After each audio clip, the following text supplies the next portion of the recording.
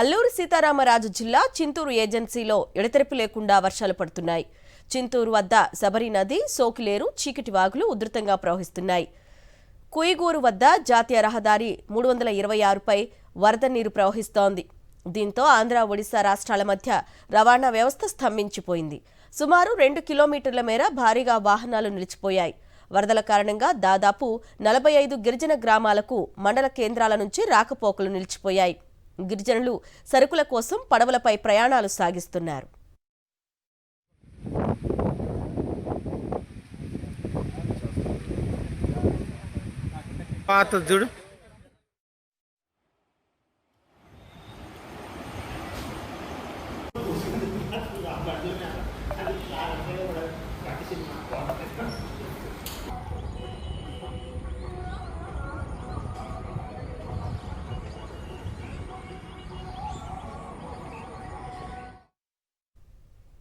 ఎన్టీఆర్ జిల్లా మైలవరం నియోజకవర్గంలో భారీ వర్షాలు కురిశాయి. జీ కొండూరులో పంట పొలాలు చెరువులను తలపిస్తున్నాయి. కందులపాడు వద్ద తాత్కాలిక బ్రిడ్జిపై నుంచి వరద నీరు ప్రవహిస్తుండటంతో రాకపోకలు నిలిచిపోయాయి. ప్రస్తుతం వెలగలేరు రెగ్యులేటర్ వద్ద బుడమేరు వాగు సాధారణ స్థితిలో ప్రవహిస్తోందని అధికారులు తెలిపారు. ఇబ్రహీంపట్నం మండలం చిలుకూరు గ్రామం వద్ద నీటి ప్రవాహాన్ని సబ్ కలెక్టర్ చైతన్య పరిశీలించారు. కృష్ణానది పరివాహక ప్రాంత ప్రజలు అప్రమత్తంగా ఉండాలంటూ సూచించారు.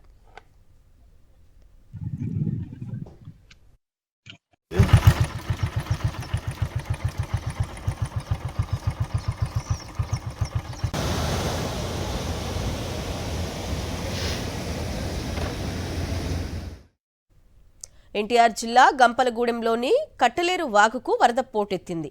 కుండపోత వానకు తోడు ఎగువ నుంచి వస్తున్న భారీ వరద ప్రవాహంతో వినగడప, తోటమూల గ్రామాల మధ్య రోడ్డు జలదిగ్బంధంలో చిక్కుకుంది. దీంతో అటుగా రాకపోకలు నిలిపేశారు. బారికేడ్లు ఏర్పాటు చేసి అటుగా ఎవరిని వెళ్లనివ్వడం లేదు.